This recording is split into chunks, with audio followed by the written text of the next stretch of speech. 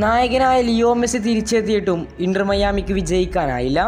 CONCACAF Champions കപ്പിൻ്റെ quarter ഫൈനലിലെ രണ്ടാം പാദത്തിലും വിജയിക്കാനാകാതെ അഗ്രിഗേറ്റ് സ്കോറിൽ 5-2 എന്ന സ്കോറിന് തോൽവി സമ്മതിച്ച് ഇന്റർ മയാമി സെമി ഫൈനൽ കാണാതെ പുറത്തായി. മെസ്സി ഇല്ലാതെ കളിച്ച ആദ്യ പാദത്തിൽ 2-1 എന്ന സ്കോറിന് മിയാമി പരാജയപ്പെട്ടിരുന്നു.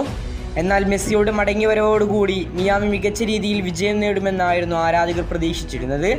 എന്നാൽ ഇന്ന് നടന്ന പോരാട്ടത്തിലും മോണ്ടെറിക്കെതിരെ 3-1 വലിയ പരാജയമാണ് ഇന്റർ മയാമി രുചിച്ചത്. മത്സരത്തിന്റെ 31-ാം മിനിറ്റിൽ വാസ്കസും 58-ാം മിനിറ്റിൽ ബെർട്രേമയും 64-ാം മിനിറ്റിൽ ഗല്ലാഡോയും നേടിയ ഗോളിലൂടെയാണ് മോണ്ടെറി തങ്ങളുടെ പട്ടിക പൂർത്തീകരിച്ചത്.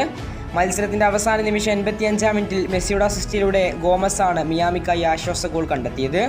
മത്സരത്തിനിടെ സൂപ്പർ താരമായ ജോഡി ആൽബ റെഡ് കാർഡുമായി പുറത്താവുകയും ചെയ്തു. പിന്നീട് 10 പേരുമായാണ് മിയാമി കളിച്ചു തീർത്തത്. ഒരുപക്ഷെ ആരാധകർ പ്രതീക്ഷിച്ച പോലെയൊന്നും കാര്യങ്ങൾ സംഭവിച്ചില്ല. മെസ്സിയുടെ മടങ്ങിവരവിൽ മിയാമിയും മടങ്ങിവരുമെന്ന് പ്രതീക്ഷിച്ചിരുന്ന ആരാധകർക്ക് തെറ്റി. അഗ്രിഗേറ്റ് സ്കോറിൽ 5-2 എന്ന വലിയ പരാജയമാണ് ഇന്റർ മയാമി രുചിച്ചത്. മെസ്സിയുടെ ഭാഗത്തു നിന്നും മികച്ച പ്രകടനം കാണാനും നമുക്ക് സാധിച്ചില്ല.